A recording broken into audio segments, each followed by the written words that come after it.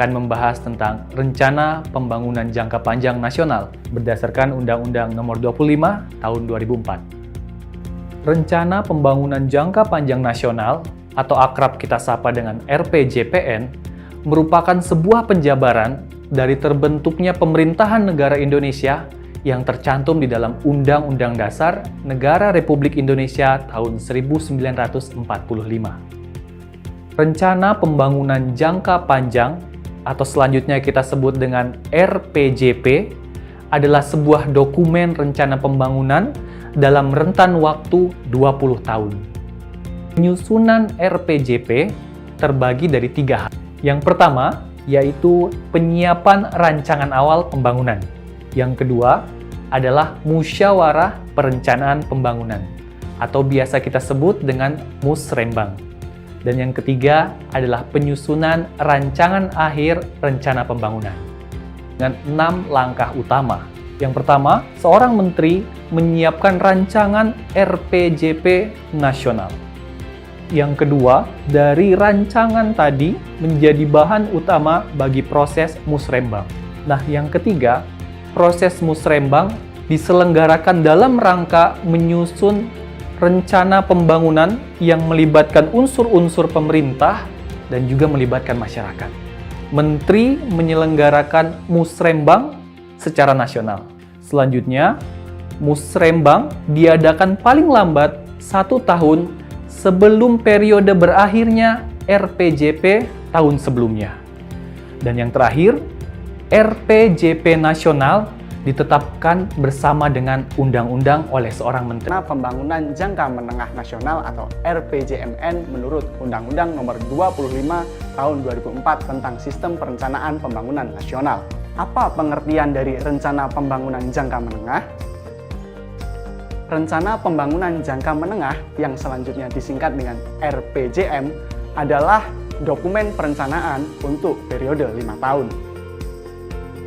Lalu, apa yang dimaksud dengan RPJM nasional? RPJM nasional atau RPJMN merupakan penjabaran dari visi, misi, dan program Presiden yang mana penyusunannya didasarkan pada Rencana Jangka Panjang Nasional. RPJM nasional memuat strategi pembangunan nasional, kebijakan umum, program kementerian lembaga dan antar kementerian lembaga, kewilayahan dan lintas kewilayahan, serta kerangka ekonomi makro. Berikut merupakan tahapan penyusunan rencana pembangunan jangka menengah nasional.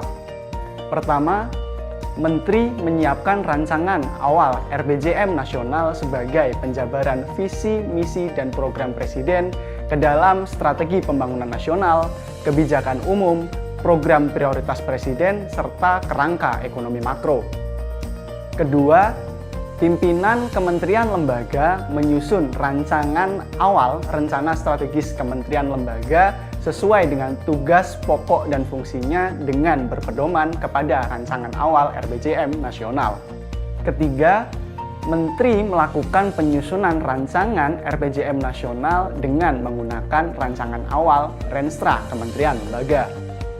Keempat, rancangan RPJM nasional akan menjadi bahan untuk musrenbang jangka menengah. Kelima, musrenbang jangka menengah diselenggarakan dalam rangka penyusunan RPJM nasional yang diikuti oleh unsur penyelenggara negara dan mengikutsertakan masyarakat. Keenam, Menteri menyelenggarakan musrenbang pembangunan jangka menengah nasional. Ketujuh, musrenbang jangka menengah nasional dilaksanakan paling lambat 2 bulan setelah Presiden dilantik. Kedelapan, Menteri menyusun rancangan akhir dari RPJM nasional dengan berdasarkan kepada musrenbang jangka menengah nasional yang telah dilaksanakan. Dan yang terakhir, RPJM nasional ditetapkan paling lambat 3 bulan setelah Presiden dilantik. Kerja dan Anggaran Satuan Kerja Perangkat Daerah berdasarkan PP 12 tahun 2019. KA SKPD merupakan dokumen perencanaan untuk pendapatan, belanja, dan juga pembiayaan SKPD yang melaksanakan fungsi sebagai bendahara umum daerah yang mana nanti dijadikan dasar dalam penyusunan rancangan APBD. Kepala SKPD dalam penyusunan RKA SKPD tentunya berdasarkan kepada KUA dan juga PPAS. RKA SKPD disusun berdasarkan 3 pendekatan utama, yang mana yang pertama adalah kerangka pengeluaran jangka menengah daerah, yang kedua adalah penganggaran terpadu, dan yang terakhir ataupun yang ketiga adalah penganggaran berbasis kinerja. RKA SKPD disampaikan kepada PPKD sebagai bahan dalam penyusunan Raperda tentang APBD yang mana sesuai dengan jadwal dan juga tahapan yang telah diatur dalam Peraturan Menteri tentang pedoman penyusunan APBD di setiap tahunnya. Adanya kondisi yang mendesak dan juga darurat, maka Kepala SKPD dapat membuat RKA SKPD di luar daripada KUA dan juga PPAS. RKA SKPD memuat tentang rencana pendapatan, belanja, dan juga pembiayaan di tahun yang bersangkutan dan juga perakiraan kemajuan di tahun berikutnya. Rencana pendapatan, belanja, dan juga pembiayaan tersebut harus dirinci sampai dengan sedetail-detailnya. RKA SKPD tentunya harus membuat informasi lainnya seperti urusan pemerintahan daerah, organisasi, standar harga satuan, dan juga yang terakhir adalah kinerja yang akan dicapai dari masing-masing program dan juga kegiatan yang sudah dianggarkan bersama.